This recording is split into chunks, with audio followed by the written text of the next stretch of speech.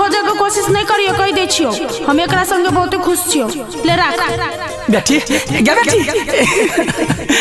के बेटी के तोरा पोसा में कौन कमी हम कह देलियो जे एते बड़का धोखा द देले गए।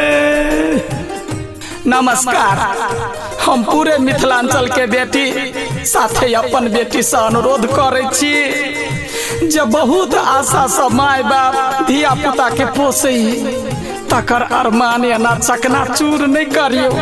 सुनू आई संदर्भ में दर्द भरल गीत।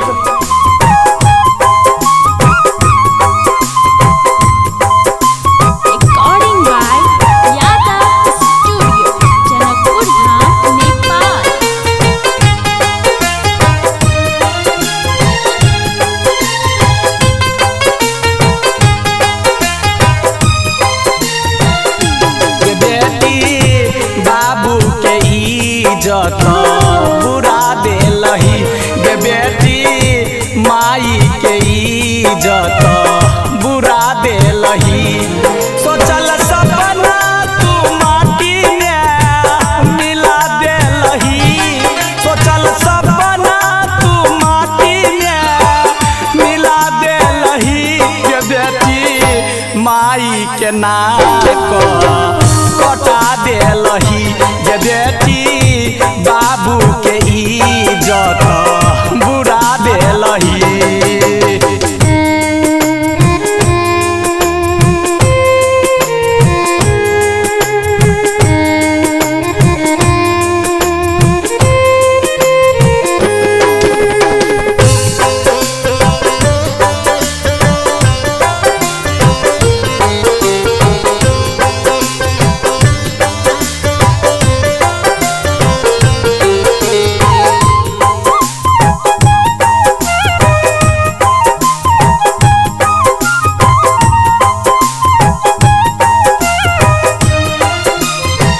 लागल रहे आस बहन के डोली में बैठैती के कन्यादान पुण्य हमहु कमैती।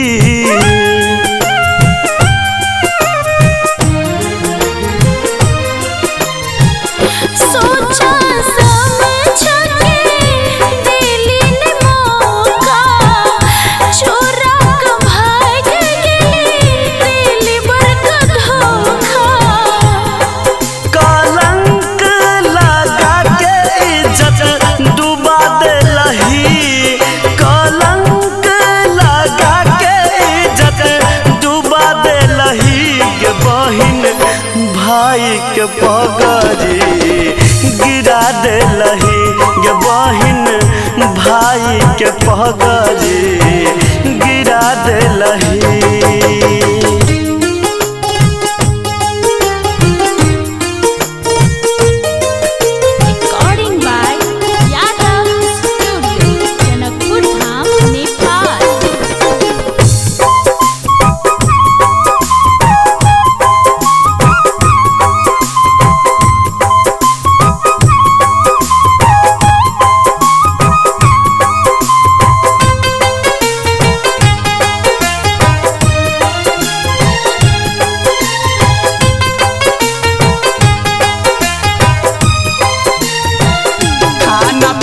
छोड़ देलकौ बेटी तोहर बाप गे, दुलार में की कमी केलकौ केलही तू पाप गे।